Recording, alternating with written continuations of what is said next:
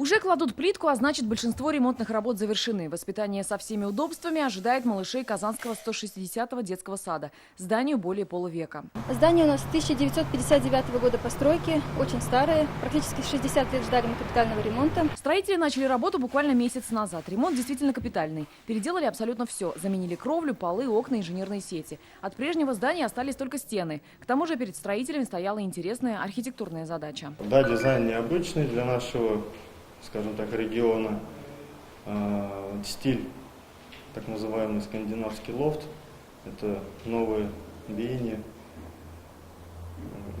В принципе, материал применен профнастил, разной цветовой гамме. Также можете обратить внимание, что стеклопакеты у нас закрашены.